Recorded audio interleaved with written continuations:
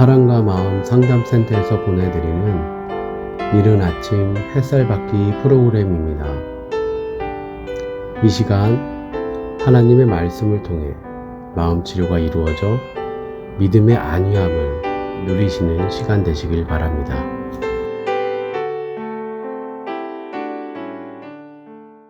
이른 아침 햇살 받기 시간입니다. 오늘은 열왕기하 5장을 살펴보려고 하는데요. 나아만 장군, 문둥병이 걸린 나아만 장군에 대한 고침 이야기. 오늘은 나아만 장군 얘기는 워낙 잘 알고 한번 말씀드렸던 내용이라 오늘은 문둥이에 대한 얘기, 나병, 문둥병에 대한 이야기를 좀 하려고 합니다. 서정주 시인의 문둥이라는 내용의 시가 하나 있습니다. 해와 하늘빛이 문둥이는 서러워 보리밭에 달뜨면 애기 하나 먹고 꽃처럼 붉은 울음을 밤새 울었다. 참,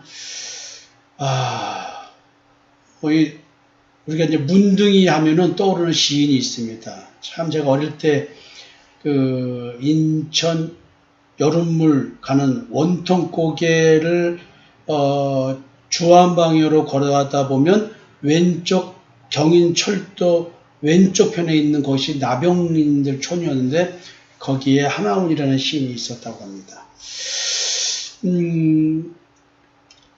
서정주 시인의 이 문둥이에 대한 시를 읽고 나면 참 무섭죠? 애기 하나 먹고. 그 당시 문둥이들이 자기 병을 고치기 위해서 사람을 잡아먹었다 이런 얘기가 있었나 보죠. 사극에서는 통상 문둥병 환자들은 얼굴을 신천옷 이렇게 두르고 눈만 보이는 그런 장면들을 좀 볼 수도 있었습니다. 오늘은 문둥이에 대한 얘기를 하면서 성경적 해석을 어떻게 해볼까라는 생각을 합니다. 그래서 제가 이 설교를 하기 위해서 그 전에 벌써 하나원 전집 시집을 좀 샀습니다. 그 전에 한번 문둥이 설교할 때 이 하나원 시인의 시를 읽어드린 적이 있는데 오늘 몇 편 좀 읽어드리려고 합니다. 벌이라는 제목의 시입니다. 죄명은 문둥이. 이건 참 어처구니 없는 벌이옷이다. 아무 법문의 어느 조항에도 없는 내 죄를 변호할 길이 없다. 옛날부터 사람이 지은 죄는 사람으로 하여금 벌을 받게 했다. 그러나 나를 아무도 없는 이 하늘 밖에 내세워놓고 죄명은 문둥이. 이건 참 어처구니 없는 벌이옷이다. 문둥이 시인 하나우는 자기는 문둥이가 아니라고 말합니다. 우리 엄마와 아버지가 문둥이지 나는 문둥이 아니었다 라는 얘기를 하면서 참 벌에 대한 얘기를 하면서 문둥이로 태어난 벌, 도대체 내가 무슨 죄를 지었길래 이런 벌을 받아야 되나 이런 얘기죠. 또 가슴 아픈 시구가 하나 있습니다. 손가락 한마디라는 시인데요.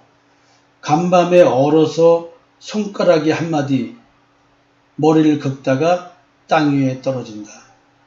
이 뼈 한마디 살한점 옷깃을 찢어서 아깝게 싼다. 하얀 붕대로 덧싸여 주머니에 넣어둔다. 날이 따스해지면 남산 어느 양지터를 가려서 깊이 땅 파고 묻어야겠다. 손가락이 잘려져 나가도 감각이 없는 문둥병, 한센병. 여러분, 왜 성경은 나만 장군의 문둥병을 고쳤다는 얘기를 하고 주님이 오셔서 문둥병자를 고치는 이야기가 기록되어 있을까요? 혹시 여러분 제 설교를 기억하신다면 문둥병에 대한 이야기, 이 문둥이가 우리를 얘기하고 있다라고 느끼실 것입니다. 이런 시가 있네요. 나는 문둥이가 아니오시다. 아버지가 문둥이 옷이다. 어머니가 문둥이 옷이다. 나는 문둥이 새끼 옷이다. 그러나 정말은 문둥이가 아니오시다. 하늘과 땅 사이의 꽃과 나비는 해와 별을 속인 사랑이 목숨이 된 곳이오시다. 세상은 이 목숨을 서러워서 사람인 나를 문둥이라 부릅니다. 호적도 없이 되씹고 되씹어도 알 수는 없어 성한 사람이 되려고 애써도 될 수는 없어. 어처구니 없는 사람이옵시다. 나는 문둥이가 아니옵시다. 나는 정말로 문둥이가 아닌 성한 사람이옵시다. 나만 장군이 문둥이로서 고침을 받습니다. 예수님이 문둥이를 고쳐주십니다. 무슨 의미일까요? 이렇게 어려운 병도 고칠 수 없는 저주받은 병도 고칠 수 있는 분이다. 이걸 말씀하실까요?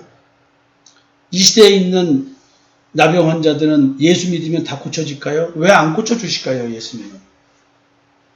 감각이 없는 인간, 문둥병 걸린 인간, 자기가 죄에 지배받는 존재인데도 불구하고 죄에 지배받는 아픔을 느낄 수 없는 인간, 자기 존재의 서러움, 그 서러움이 있는데도 못 느끼는 그 인간, 하나님 앞에 버림받아서 본질상 진노의 자녀로 태어났음에도 불구하고 영적 처참함을, 비참함을 느낄 수 없는 그런 존재, 인간이 바로 문둥병자였습니다. 문둥이 시인의 이 시를 읽다 보면 문둥이의 서름, 저주받은 인생, 이것이 절절히 느껴집니다. 어릴 때 이 시를 읽고 너무나 감동적이었어요. 그때는 예수를 몰랐을 때였습니다. 죄에 지배받는 인간이 무엇인지 몰랐습니다.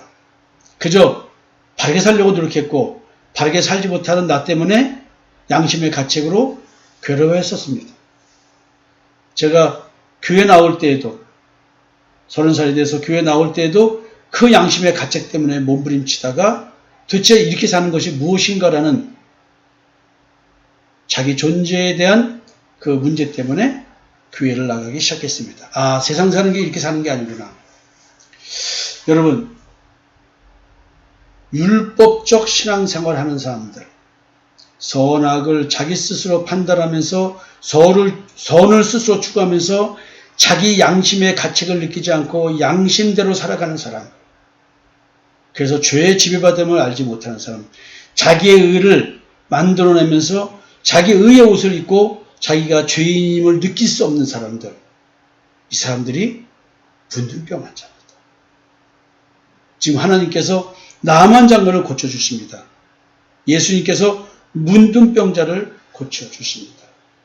그 말 속에서는 뭐냐면 흑암에 쌓여있는 우리들, 혼돈과 공허와 깊은 흑암에 쌓여있는 우리들, 그런데도 그런 존재인 줄 모르고 내가 스스로 생각한 내 기준에 올바르게 살면은 내가 하나님 앞에 의로운 자라고 생각할 수밖에 없는 그런 존재로 태어난 우리들, 하나님 앞에서의 죄가 무엇인지를 모르고 살아가는 존재들, 문둥병자였습니다.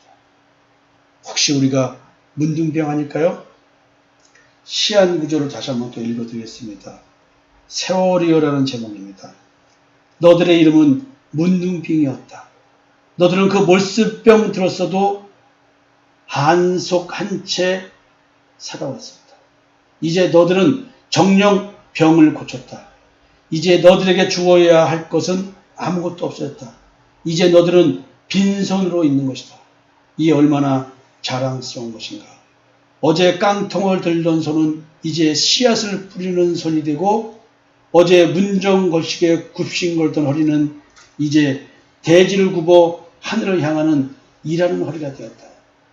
어서 욕되었던 얼굴을 쳐들어라. 언제나 눈물이 마를 날이 없던 눈으로 하늘과 땅과 산천초목을 마음껏 보아라. 이제 내 마음이 나의 것이 되고 내 생이 나의 것이 된 여기 정착지에 서서 이제 한없이 눈 감고 죽어도 좋은 살아보는 나의 세월에 서 있다. 꿈이라도 생각지 못한 나의 세월이요.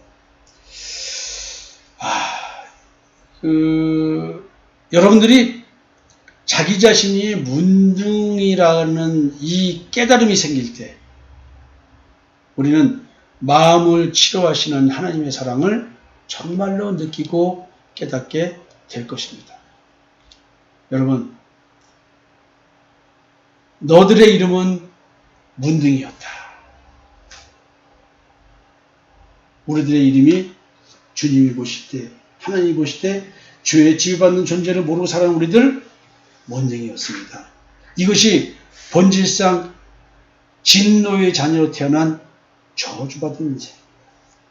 오늘 우리가 죄의 집에 없는 존재라는 깨달음을 받는 이것이 빛비추임인데 새로운 피조물로 거듭나는 내 인생, 내가 문둥이라는 것부터 깨닫게 해주시는 이 깨달음이 축복의 길입니다.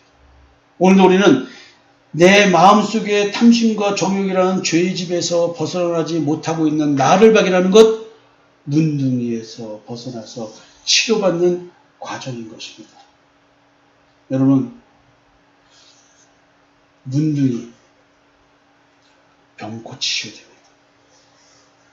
나만 장군이 고침받듯 주님의 문둥이를 고쳐주시듯 우리의 감각이 살아나야 됩니다. 내가 내 생명을 죽이고 있는데도 그걸 모르고 살아가는 문둥이와 같은 존재, 오늘 문둥병이라고 하는 이 병을 통해서 하나님 우리가 깨달음을 갖기를 원하고 계십니다. 나만 장군 문둥병자였습니다. 우리가 문둥병자입니다. 너무나 가슴이 메어져 저려오는 듯한 느낌으로 저는 시를 읽어드렸고 인간 존재에 대한 얘기를 여러분들에게 해드렸습니다.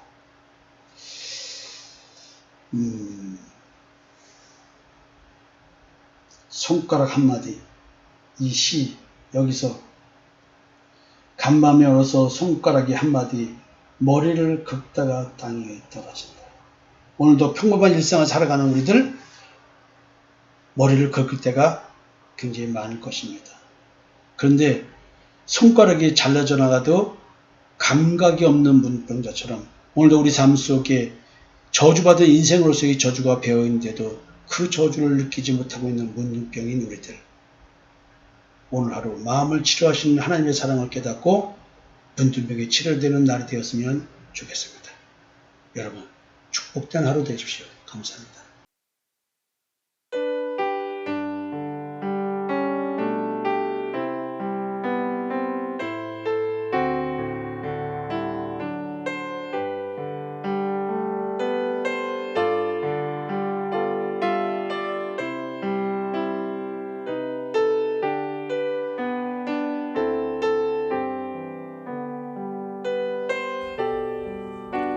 지금까지 사랑과 마음 상담센터에서 보내드리는 이른 아침 햇살 받기 시간이었습니다.